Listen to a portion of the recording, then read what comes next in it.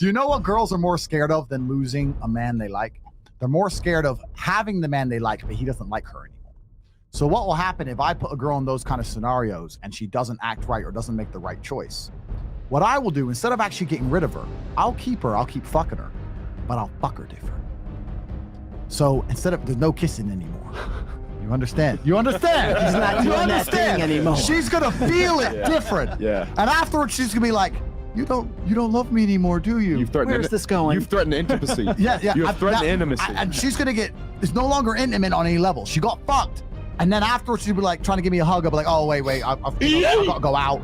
And I'm gonna change on such a small level, that will hurt her more than even losing you. The reason guys can't do that is if they fuck a bitch again, they fall back in love with a pussy. I won't do that. But there's been scenarios where a girl hasn't acted quite right over something small, not a big transgression like cheating. Then I continue to see her, but my demeanor towards her changed. And my demeanor towards her didn't change much in day-to-day life, right? But it changed when we had sex. And she smelt it and she could feel it. And it hurt her bad. And she got her ass in line fast. He used to kiss me, he used to hug me afterwards. These small things. You go from all that nice shit to just fucking her like she's, but not in a good way like she's nothing. In a bad way like she's nothing. The real G's know what I'm saying here. There's a difference. Yeah. There's a difference. And you'll speak to this about, it's because in that moment you have her in her most vulnerable place. That's right. That's right.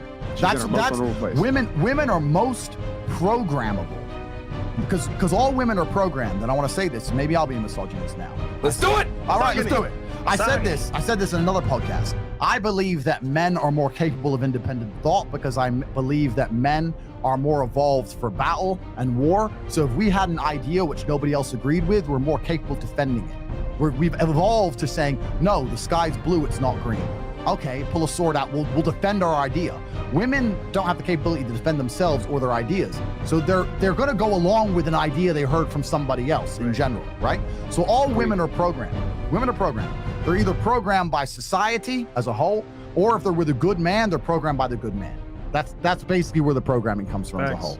So all women are programmed on some level. And I think with especially during sex, that's when women are most programmable because they're most vulnerable.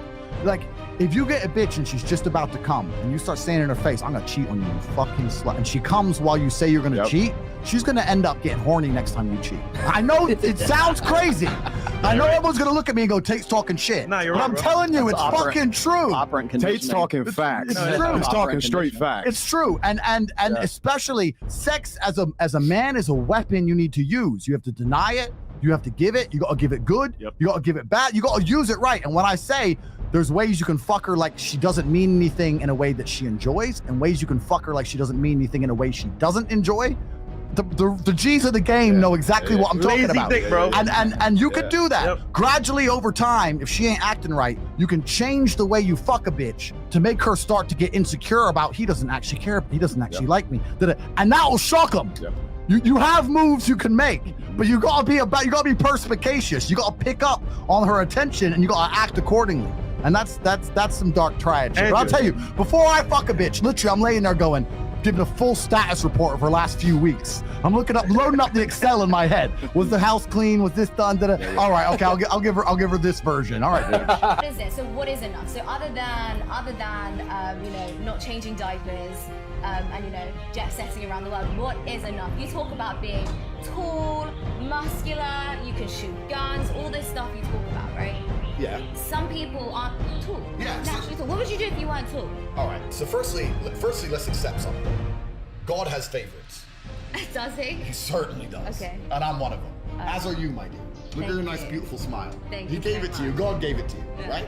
So Okay. God does have favorites, but it's not even about that. For the longest period of human time, for a man to be respected, for him to even be admired by society on any level, to some degree, he had to be a warrior. That's what men did. We fought. Right. That's what men did. We fought. So if you're out here as a man and you have no battle in your life, no conquest in your life, no form of war in your life, well, what do you do then? And it doesn't have to be physical. Physical is the best example of it. Every woman wants a boxer or a cage fighter. Of course you do. Well, biologically, yes, because it means that, for me, everything is evolution, right? Completely. So it means that if, one day the government's coming, which they're coming, you want to know that he can physically protect you and the family, right? Exactly.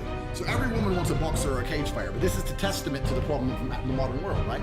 Every single man watching this knows that women want fighters. Every single man watching this would love to be able to say he's a fighter, but 99% of the men watching this will not go fight because they are afraid. They're all cowards. They'll make up every excuse under the sun. Oh, I was busy with my Bitcoin. Oh, You're all a bunch of pussies. They are pussies, all of them. That's all they are. They're pussies. And women can smell that. So if you want to have a woman who truly respects you, you need to put yourself through war in some form. Now, what most men do is they avoid physical confrontation because they're cowards, and they start doing physical confrontation. This is why men are so obsessed with money, because it's a degree of conquest. We can no longer walk the earth and conquer land, right? It's not like the olden days where we could just walk around as the Romans and just chop somebody up and take their land. So now we conquer the land financially. This is why men will work so hard to be a CEO and give up his whole life just to be a CEO, because then he gets to feel like he's conquering something. Men have that innate desire for conquest. So that's the second best thing, I guess, is to get rich. I mean, it's not a bad thing to be rich, certainly not. But if someone were to say to me, look, you have to build the archetype of an individual, you have to build a man from the ground up, and he has to be respected by both men and women, he'd be a dude getting in the cage, kicking the shit out of people. And every man knows this, and every man can do it. But they're all just pussies. We suffer from modern society, and all of its problems suffers from the fact that we are plagued by monumental cowardice amongst the male population. All men are cowards. They're cowards. It's literally mind-blowing to me, the level of cowardice we're forced to endure. Everyone's a pussy. Everybody. Why? Because they've been deliberately designed to be pussies. The femme-centric systems has deliberately installed frames in their mind. Which femme-centric system? Every single system is femme-centric. You get things wrong in relationships? Do you ever have to apologize, make amends to women for things you've done or said? No, because I will never apologize because I don't make mistakes. Everything I do is conscious.